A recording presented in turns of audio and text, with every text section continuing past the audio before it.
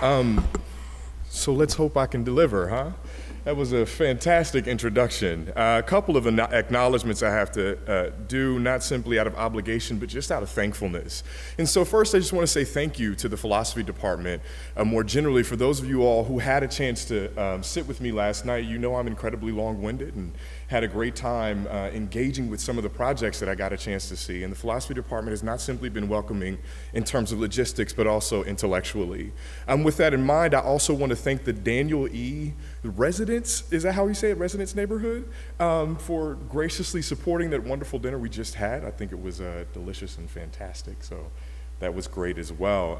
And lastly, I want us to give it up for Ryan. Ryan has done a fantastic job of sort of like making sure that the trains run on time, because I'm a notoriously absent-minded person, and Ryan has done a great job of making sure that this thing get coordinated. So if you all can give it up for Ryan one more time.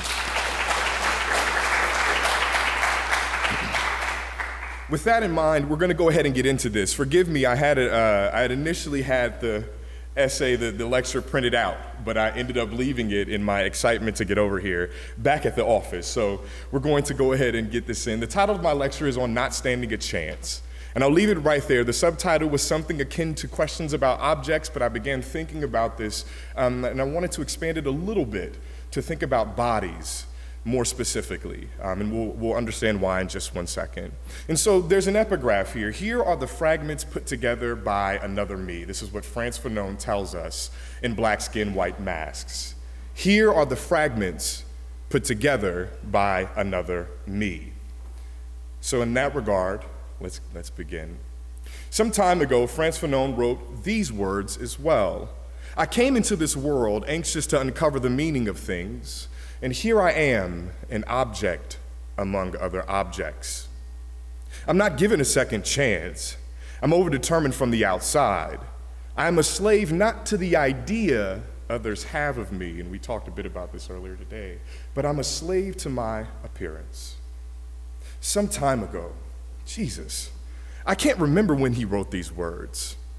I know it was in 1952 sometime, but the depth of his words, the reality that a black person cannot help but be, quote, an object among other objects, has had such a lasting impact on me that I really can't remember when they were written. You see, memory is a rough terrain when you're black. The safety of Husserl's internal time consciousness, which essentially means that according to Husserl, internally our minds have a sense of time that the world may or may not corroborate.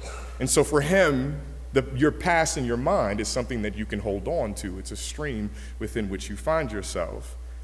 But for black people, they don't have the luxury of this kind of internal time consciousness. Objects can't remember, let alone have a memory. There is no stream of thoughts, no possibility for cognition. Having been made part of the objective sphere, I can't think. No, really, I can't think. The very possibility of philosophy, of thought, is denied to me. I'll give you a brief example. I was in grad school taking a class in phenomenology. It's a fancy, and Ryan's heard this story before, it's a fancy continental philosophical paradigm. And I wrote a paper that eventually another person, a brilliant guy by the name of Calvin Warren, actually knew how to do way better than I did. I was just a grad student. But I wrote a paper comparing the slavery to this notion of equipment in Martin Heidegger's Being and Time. If you know what Martin Heidegger is, he's a huge philosopher from Germany. And my philosophy professor looks at my paper and puts at the end of the comments, this is not philosophy, this is sociology. And my grade was lowered. Only A- I got in grad school. Only A- I got in grad school. But so in other words, I can't think. According to properly professional philosophers, to think with blackness, to think with the slave, is tantamount to not thinking at all. But there's another level in which I'm denied the possibility of thinking, and this one is more existential, at the level of life and death. Beyond grades being lowered, beyond being labeled a sociological problem, I, and black people more generally, cannot think because we cannot live. More specifically, we cannot live uninterrupted lives. Thought is not only made possible by life, but by life unmolested, unbothered. In Descartes' Meditations, for example, the meditator, and scholars can't agree on who the meditator is, so I'll say she or he. The meditator can reflect, meditate, sleep, fantasize, desire, and willfully engage. In other words, the meditator can think, because she or he is not interrupted by external distractions. Here's the quote. I realized that if I wanted to establish anything firm and lasting in the sciences, then once in my life I would have to destroy everything and begin again from the original foundations. Accordingly, I have today suitably freed my mind of all cares, secured for myself a period of leisurely tranquility, and I am withdrawing into solitude. Freed of all cares, withdrawing into a place of leisurely tranquility, Descartes' meditator recognizes that thinking, and particularly philosophical thinking, requires a life free of interruptions. The meditator realizes that such tranquility is indeed leisurely. It is a luxury, an excess, a gift afforded him or her and subsequently all other properly philosophical thinkers who, for all intents and purposes, have overwhelmingly been white and male. Philosophizing, thinking, is a luxury afforded only to those gifted the time, space, and freedom to do so. I so wish I could have the same luxury. You see, while philosophers are out here luxuriously ruminating on whatever tickles their fancy, I am interrupted, broken, halted by a life of distractions, by a life marked by perpetual disruption and interruption. My life, if we can call it a life, is marked by fits and stops, by White Lives Matter and All Lives Matter counter-protests. I cannot sleep, smoke a cigarette, walk, run, barbecue, fix my car, play music, play golf, swim in a pool, play basketball, or even sell water for a trip to Disneyland without being interrupted. And the worst part about all of these interruptions, these halts in my stream of living and breathing, is that they're not merely interruptions. How many of y'all know who Barbecue Becky and Permit Patty are? Raise your hand, show of hands. Does anybody know who Barbecue Becky? Barbecue Becky, Permit Patty. Both of them were viral on Twitter. One of them called the cops on a family for barbecuing in a park. Permit Patty found a little girl whose mom had just lost her job, and so she was selling water to fundraise a trip for her to go to Disneyland. She called the cops on a young girl. Permit Patty, Barbecue Becky, these interruptions, walking, sleeping, smoking, barbecuing, selling water for a trip to Disneyland, all of these interruptions are also potentially lethal ones. So in other words, calling 911 is tantamount to attempted murder. Barbecue Becky and Permit Patty so heavily frequent my daily living that an uninterrupted life, the Cartesian condition for thinking, is impossible. Not simply because they halt the stream of leisure, but because they carry within them the very specter of death. I cannot think because I cannot live. And maybe the I can't think, the I can't live, the I can't breathe is central to Black life. Husserl tells us that subjectivity is structured by the I can, but it seems to me that Black life is structured by not simply the I cannot, but also what we, Black people, cannot do. And I cannot live because I am always already framed as threatening, as out of place, as angry, rageful, and rage-filled, as wicked and ugly and violent. And all of these characteristics, whether they be real or not, invite unwanted attention and possibly death. I can't think because I can't live. And I can't live because I'm always and already about to die. But I want to think, I really do. While I may not be able to philosophize, the desire to think still compels me, motivates me to want to think, even if this thinking isn't understood as proper thought. So I'm resigned to think about that which is unthought, that which isn't properly philosophical. I think at the level of contradiction, of broken logics. My cognition, my thinking is not and cannot be rational. Fanon told us that. So I think in the space of the irrational, the paradoxical. And today I want to think about the paradox of thinking, or at least trying to think, when you're not allowed to think. Ironically or paradoxically enough, in the history of philosophy, it is that which cannot think, namely the object, that opens up the possibility of thought. In an earlier draft of this lecture, I had long block quotes from three philosophers, Immanuel Kant, Martin Heidegger, and Maurice Merleau-Ponty, but I realized I'd probably bore you with my own nerding out, so I decided to forego the quotes. Trust me, and maybe you shouldn't, but trust me, all of them said something along the lines of that the object motivates thinking to occur. And it seems to me that the object, the very thing that by its very nature cannot think, makes thought possible. The object calls cognition into operation. So today, for the time that we have left together, I want to explore what it means to live as an object, to exist in and as the unthought and unthinkable space of those things that cannot think. I know that's weird. We'll get into it in just a bit. If the phrase Black Lives Matter is to be taken seriously, then we must think about the possibility of what it means for Black life to be matter formed into objects, into bodies. Against Descartes, who thought the primary characteristic of the object was extension, and we'll get to that in a second, I want to suggest that the primary characteristic of being an object is its powerlessness. In other words, the primary characteristic of the object is not standing a chance. And in order to do this, we must return, and someone can unmute the screen. In order to do this, we must return to the morning of November 22nd, 2014. You see, on that morning, Tamir Rice didn't stand a chance. Earlier in the day, he'd gotten permission from his mother, Samaria, to go to the park and community center right across the street from their apartment complex. Upon making it to the community center, Rice traded his mom's old cell phone. He had gotten it from his mother earlier that day. His mother's old cell phone for one of his friends' pellet gun. But there was a problem. The orange cap that had clearly defined the gun as a toy had fallen off.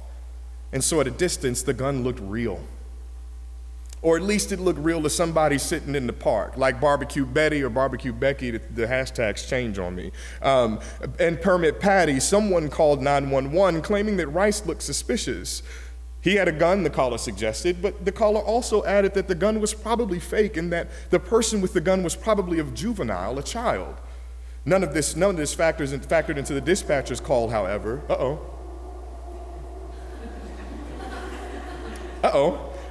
We're gonna have a fantastic time here if the screen is resisting me. All right. None of this factored into the dispatcher's call, however. Putting out a code 1 call, the dispatcher claimed that there was a suspicious armed subject at the park. Is there any way for her to come back down, or have we lost her? Have we lost her forever? We're working on it? Okay. Putting out a code 1 call, the dispatcher claimed that there was a suspicious armed subject at the park. Officers Frank Garnback and Timothy Loehmann received the call and sped up to the scene, pulled their cruiser right up to where Rice was, and, well, you know the rest. And right on time, I get a chance to show this video.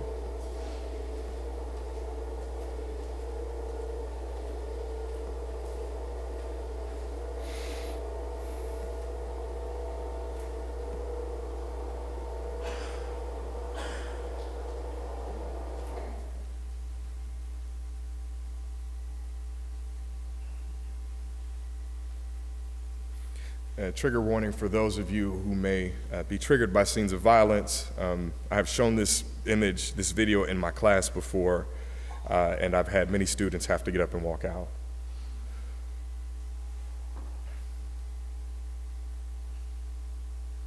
Is it plugged in? Oh, there it is, just went.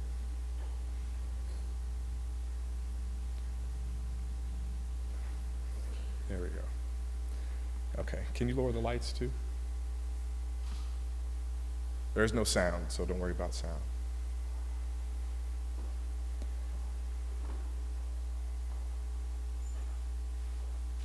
Did y'all see what happened? We'll do it one more time. Give it some time. This is Tamir.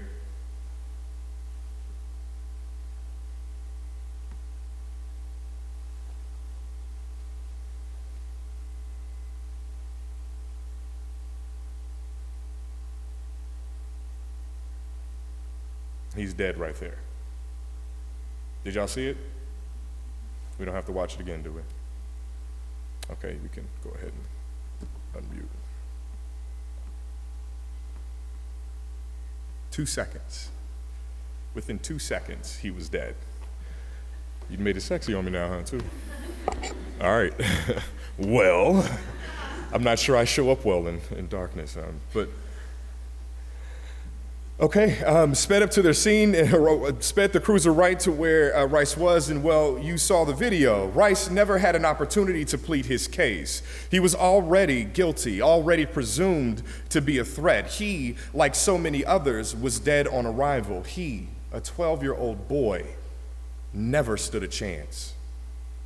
What I want to suggest here is that Tamir didn't stand a chance because the officers who killed him and the people who called the cops on black people for, well, living, did and do not see people when they see black people. They see objects, quote, overdetermined from the outside, unquote, as Fanon told us, which is to say when people see blackness, when they see black people, they only see properties.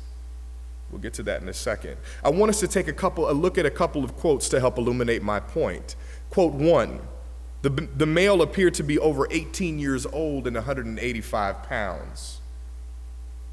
Say that one more time. The male appeared to be over 18 years old and 185 pounds. Quote 2, Tamir Rice was a child in a man's body. Bottom line, there's no denying that. Nobody can dispute that. Can you see the connection? Both claims, one from the man who killed Tamir and the other from the former head of the Cleveland Police Officers Union, speak to Rice's apparent maturity. Rice appeared to be a man, which is to say he had the physical properties of a man. So we can't blame the officers for shooting and killing him so quickly. Or, as Jamel Bowie makes clear, if Rice were an adult or even a teenager, his shooting would have been more than justified. And Bowie's being sarcastic here. He wasn't, but in that moment it didn't matter because all the officers saw were the physical characteristics, the properties of a man. In other words, the problem here is one of perception. The officers were mistaken in their perception, and because they mistook Rice for a man instead of a boy, they were reasonable in using lethal force because they felt threatened the moment they encountered him. Tamir Rice then was an unfortunate casualty of the kind of human error anyone might make in similar circumstances. You can't demand that a person be judicious when a man holding a gun in a park is holding a gun in the park. Misperceiving a boy for a man or a man for a boy, I never get that order correct, is just part of the process when you're under so much stress. In this regard, Rice's death was an unfortunate mistake, but a mistake nonetheless. His death was a one-off, limited to the specifics of his particular circumstances. The problem then is not a widespread one. It isn't that Tamir didn't stand a chance, but instead a problem of misperception, of mistaken identity that was caused by poor actions on the part of the police officers. In other words, it's not that Rice didn't stand a chance. He would have stood a chance if the officers had been trained or had used their training better. Or at least this is what police analyst Jeffrey Noble tells us. They were reckless, Noble tells us, and while this recklessness occasioned a lethal encounter, we'd be wrong to suggest that this is nothing more, nothing less than a mistake. But is it really a one-off? In a recent study, a group of social psychologists invited 116 police officers to look at pictures of black and white children and then guess the age and criminality of each child. The results are, to say the least, disturbing. Black children were deemed older and more criminal than their white counterparts consistently, and at about a 3 to 4 age gap. So a 12-year-old white boy would be understood to be 12, a 12-year-old black boy would be understood to be 16, 17, 18. And all these officers understood these black kids to be more guilty as well. I want to be clear here, though. This study wasn't conducted in heightened or tense situations. This is not a situation where we're thinking about life and death. The officers were not responding to Code 1 calls when they did this study, and nevertheless, they still thought black kids were getting older and guiltier. In other words, Rice's case wasn't a one-off. His death was not simply the result of fear-induced irrational reaction.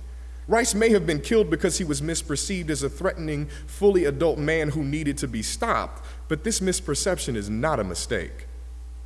In the West, in the United States more specifically, this misperception is part of the structure of reality. It is quite simply the way things are. It is what it is, and the way things should be.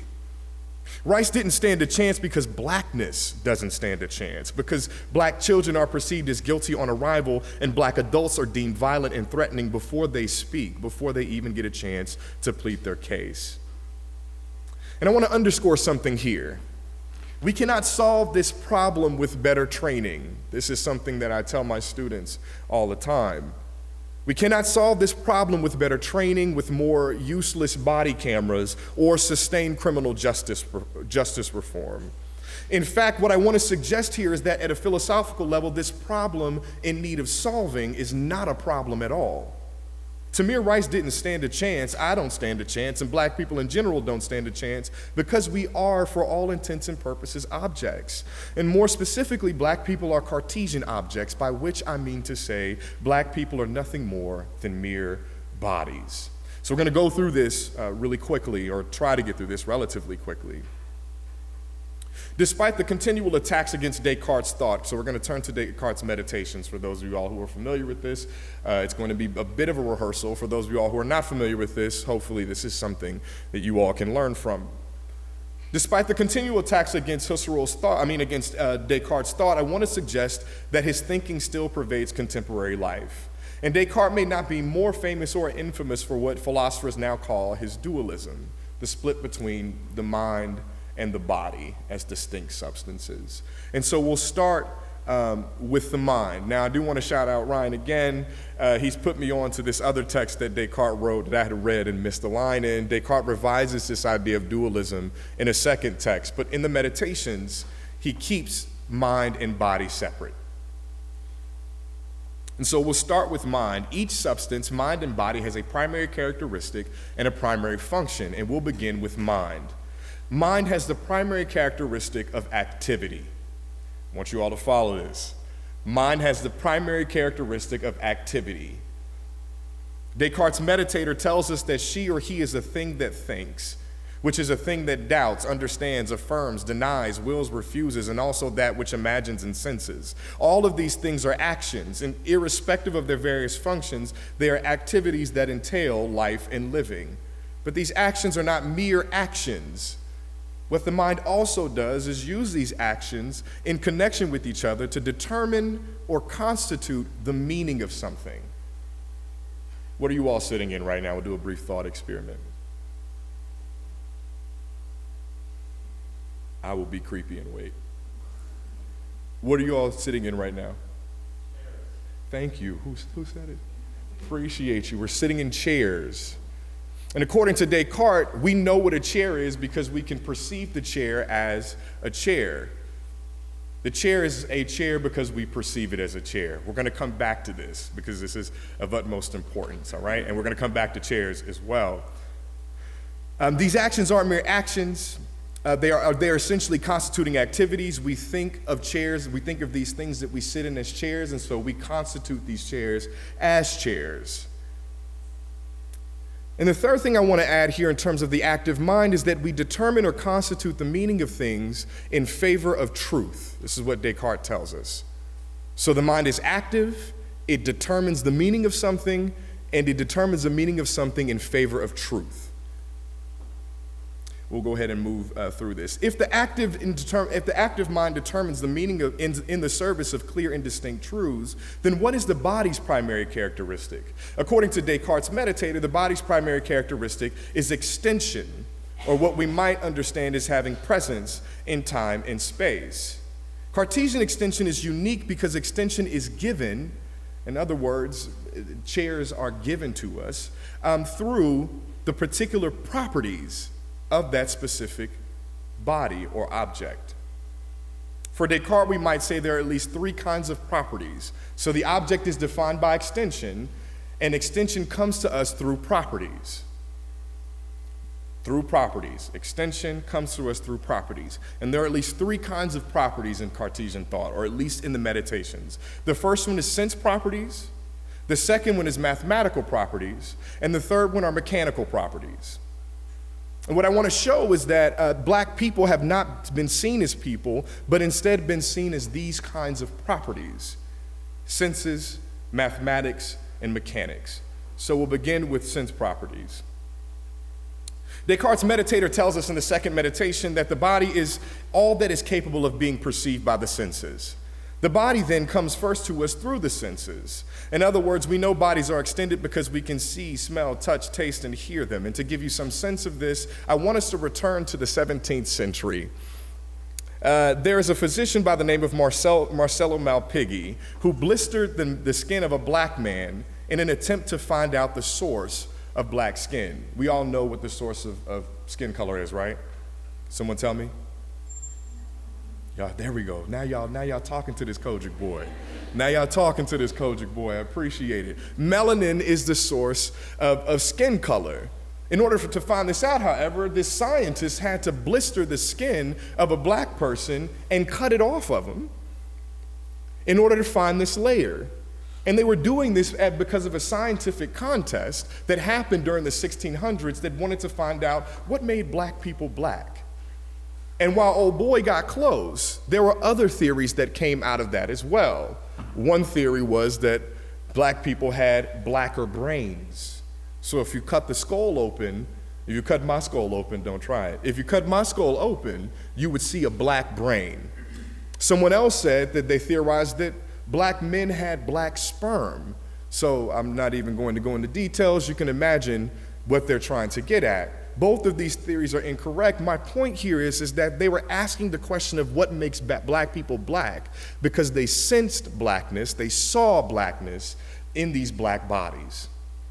But it doesn't end with sight. I want to tell you two stories. Mark Smith is a sense historian, and he was at a dinner party one day. And so he's at this dinner party. Mark Smith is a white guy. And so he's at this party with a whole bunch of white people, and sometimes white people get froggy when ain't nobody listening. And so one of the people at the party comes up to him and tells him this story. My grandmother, years ago, probably in the 20s, left her house on some errands. She returned, walked in, and discovered her house had been broken into. He paused, because Southerners know how to tell a good story. Know what she said? I smell nigga. I want us to think about that. I smell nigga. Story two, there's another story that I want to point us to. How many of y'all listen to Serial Podcast? Listen to the Serial Podcast? Oh, y'all got to get into it. It's fantastic. Do y'all listen to Okay, well, this is not the time. Anyway, so we're on the third season right now. In this most recent episode, there's a guy named Aramis Spencer. Sarah Koenig, who's the host of Serial, is looking at this young man named Aramis Spencer who was trying to get a cigarette from one of his boys in his apartment complex. His boy wasn't home, but he was knocking on the door. Two cops saw him. Long and short, they found marijuana on him, and they beat the living daylights out of him and arrested him for resisting arrest.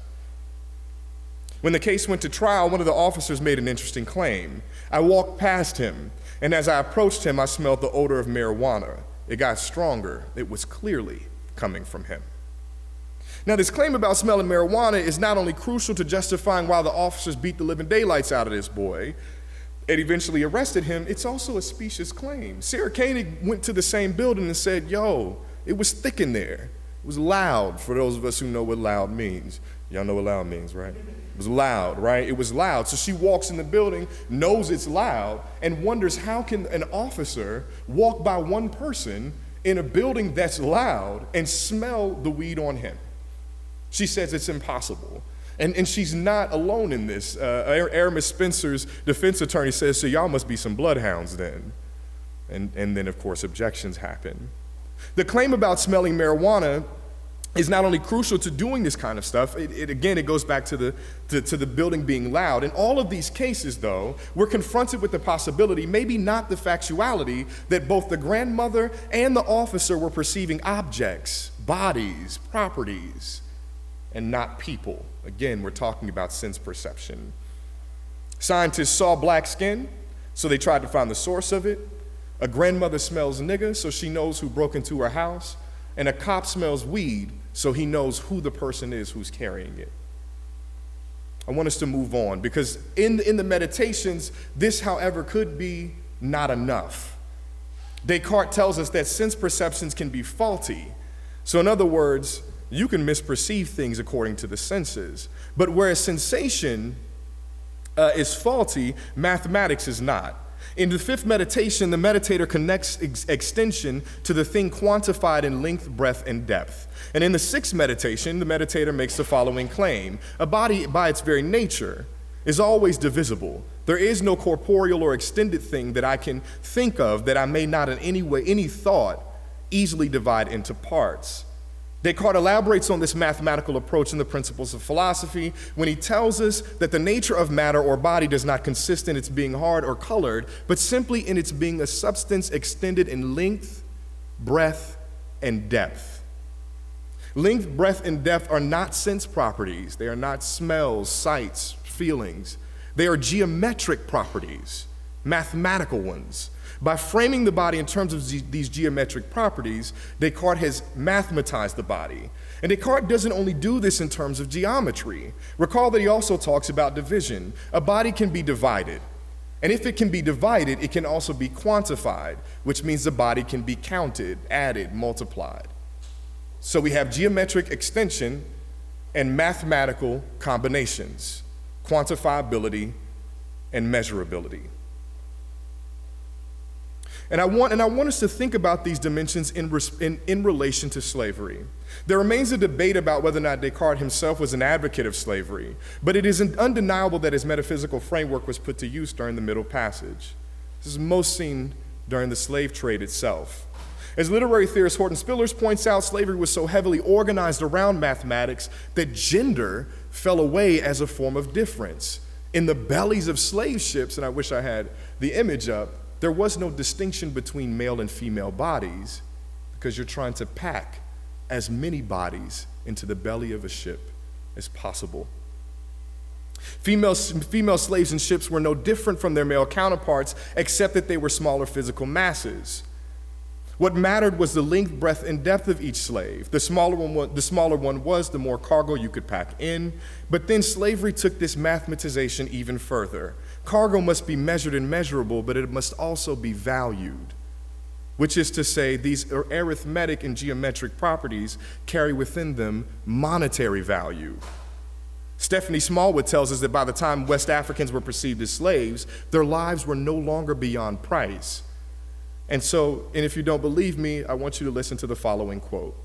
I wish to get an insurance effected on a Negro man for 7 years renewable if I choose. I refused him last week for $1,200 because if he lives and he is good property, or would rather pay me 12 or 15% at that valuation, which will well justify me in buying some insurance.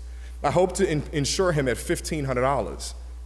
Will you insure him at that valuation? If Negro should decline in value, would it make a difference hereafter in the sum at which he is insured? Before life insurance was actually life insurance, the idea of placing a monetary value on life was enacted upon slaves. Sharon Ann Murphy, the historian who found this quote, tells us that Southern whites were much less likely to seek insurance on their own lives because their lives were beyond value. The slave's life was not beyond price, but white life was beyond value. You can't value white life. It is beyond that system.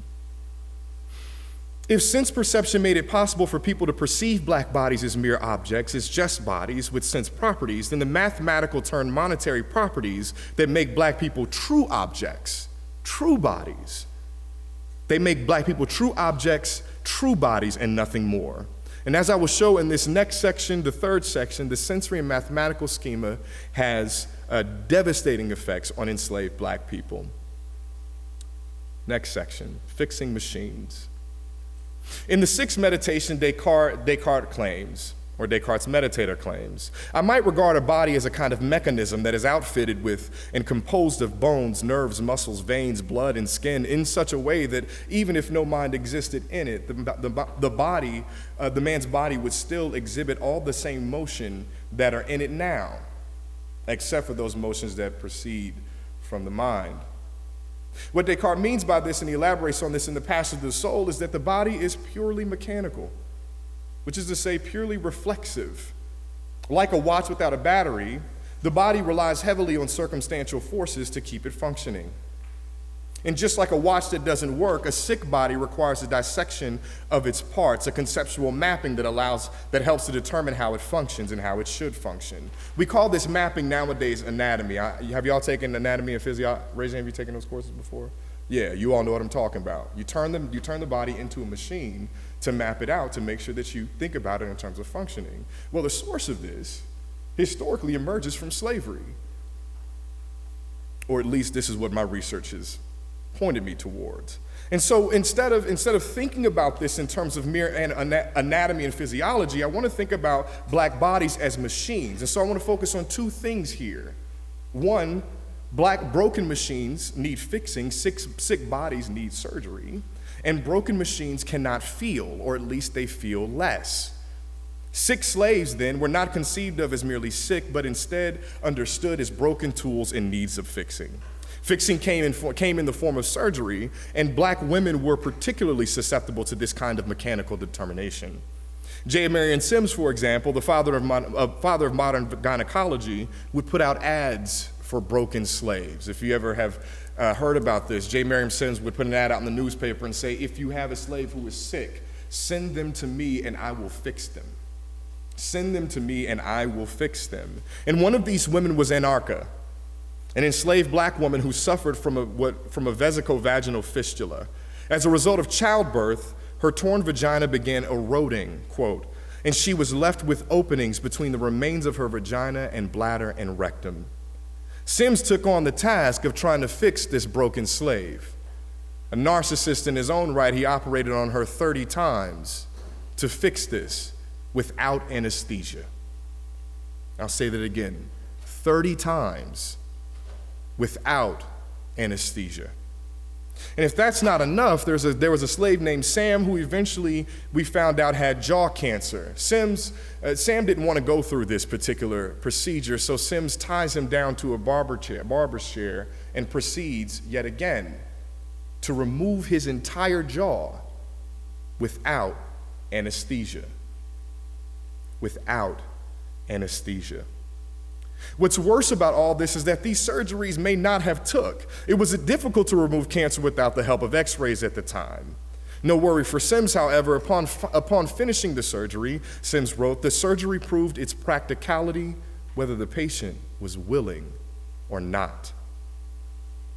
In both cases, we are confronted with the mechanical fixing of black bodies as machines. The mechanization of black bodies was so deeply connected to their mathematic and sense properties. Slaves were slaves because they were black, which is to say they were perceived as black, and they were mathematical, accounted for as monetary properties. Mechanically fixing them was a matter of profit margins then. And referring to Sam, Harry Washington put it this way: Sam was enslaved, so the decision to undergo the surgery was not up to him, but to his owner, who was eager to return his slave to profitable labor. Broken machines aren't productive, which means they need fixing.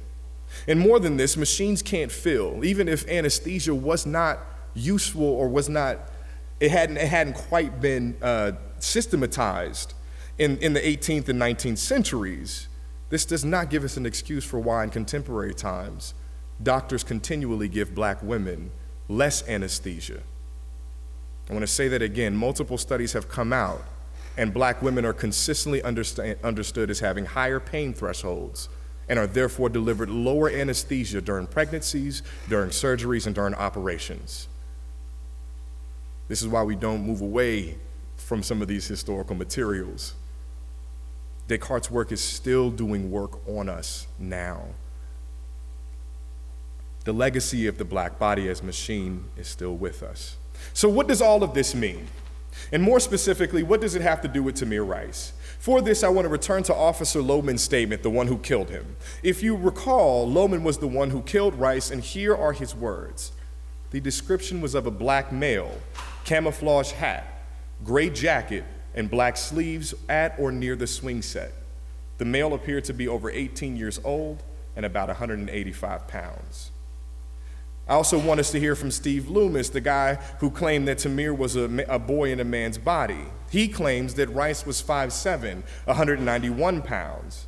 What we're dealing with here is an object, We're dealing with the description of a body situated in time and space on all levels, sensory, mathematical, and mechanical. At a sense level, Loehmann eyeballs the age and physical size of Tamir Rice.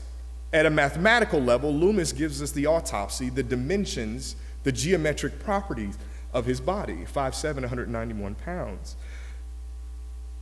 But if you think mechanical properties aren't present, consider yet again what Sims said. Surgeries prove their practicality whether the patient was willing or not. With regard to Tamir, I want us to hear from Timothy McGinty, the prosecutor who essentially was arguing to get these officers indicted, but they did not get indicted. It is likely that Tamir, whose size made him look much older and who had been warned by his mother that his pellet gun would get him in trouble one day, either intended to hand it over to the officers or show them that it wasn't a real gun. But there was no way for the officers to know that because they saw the events rapidly unfolding in front of them from a very different perspective.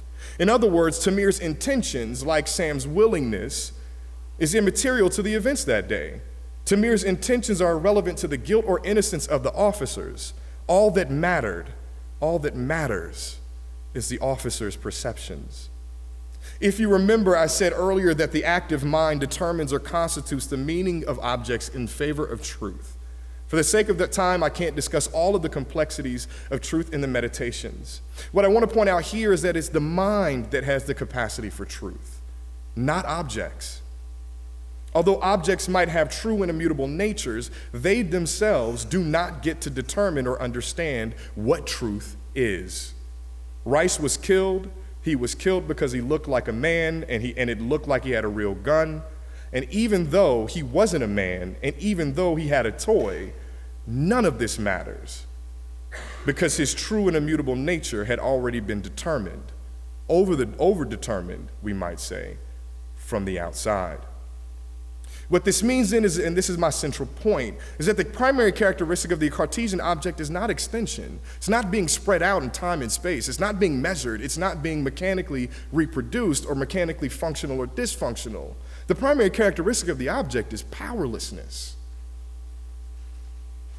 I'll say that again. The primary characteristic of the object is powerlessness. Tamir Rice's intentions are irrelevant because he was 5'7" and 191 pounds. That's all that mattered. And he had no power, no say in pushing against that. As Horton Spillers tells us, as a category of otherness, the body embodies sheer physical powerlessness that slides into a more general powerlessness.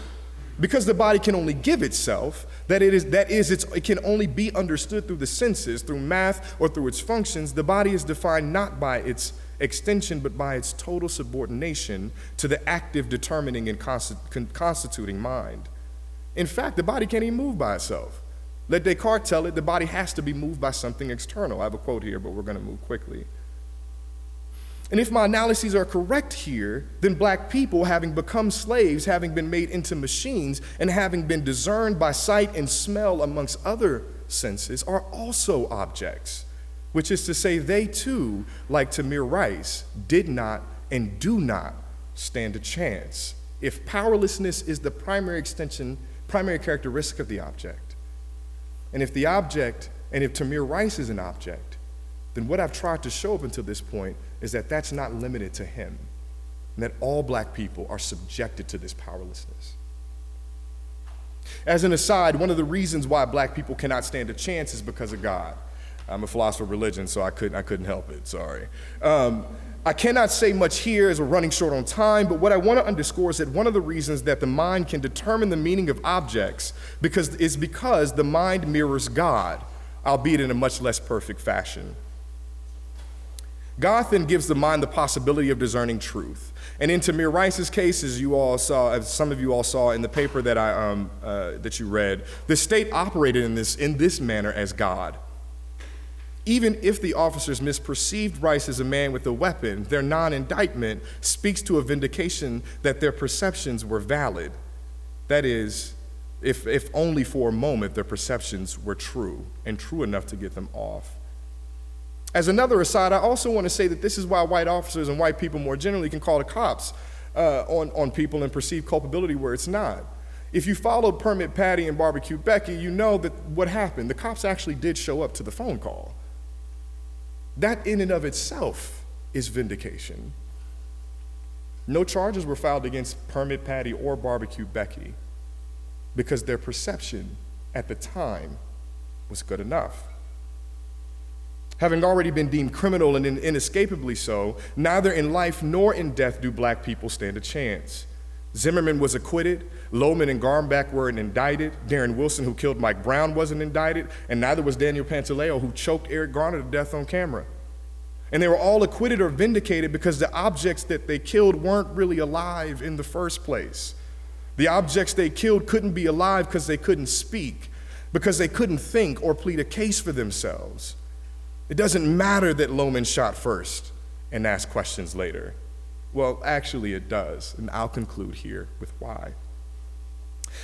I began earlier by talking about me not being able to think. I can't think because I can't live, and I cannot live because I'm an object. Objects are powerless, they do not stand a chance, but there is something about the object that makes it unique. They make ideas, thoughts, possible. I would have given you all those block quotes at the beginning, but I'll give you this one from Descartes. Ideas can only be of things. Even if one is mistaken in perception, even if one's thoughts are proven to be false, the fact nevertheless remains. Ideas, thought, and reason erupt because of their encounter with things, with objects. This is why Loehmann had to produce a statement after he killed Tamir.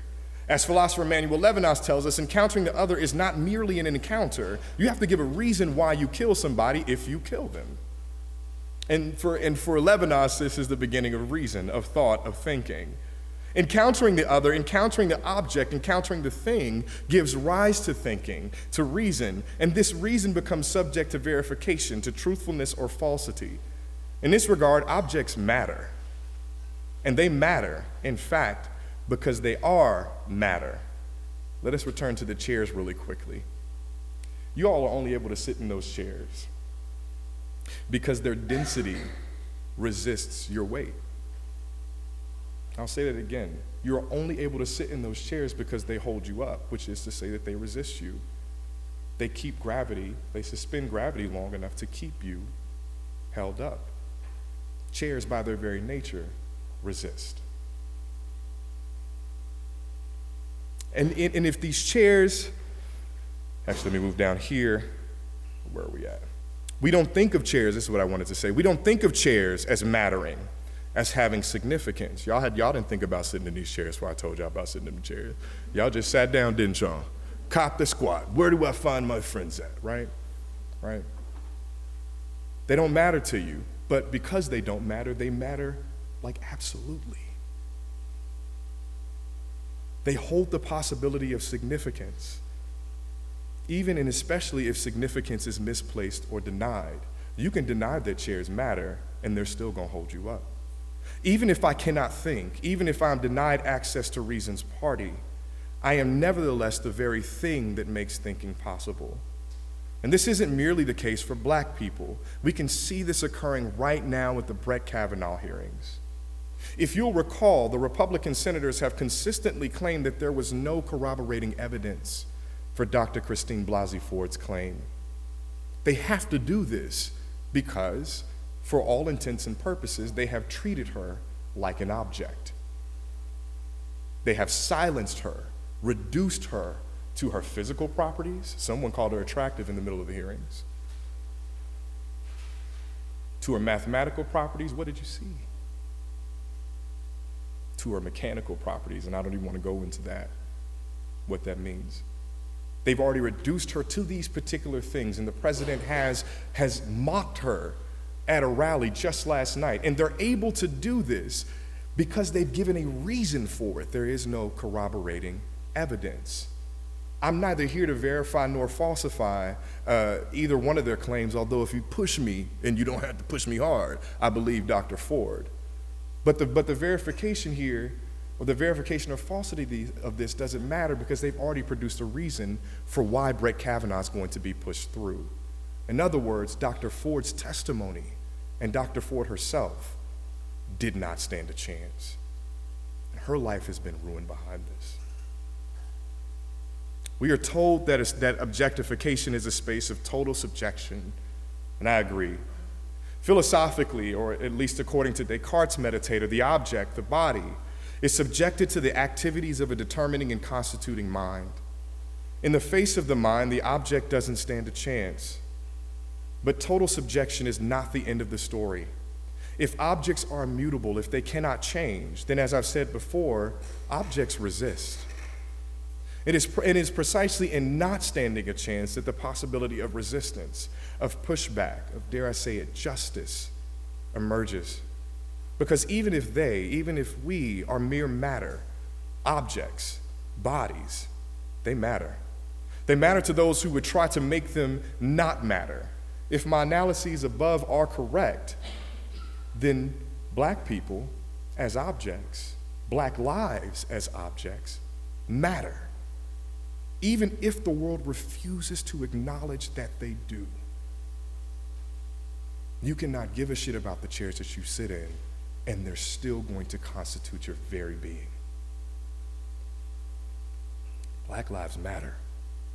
And if this is the case, if it is the case that Black lives matter even when the world denies it, then the movement Black Lives Matter is not simply making an aspirational claim, not simply telling us that Black lives should matter. They are already describing the powerful force of Blackness in this world as it is. And in this regard, it is up to the rest of the world to catch up to what Black people already know. Or at least, I think this is the case. Thank you.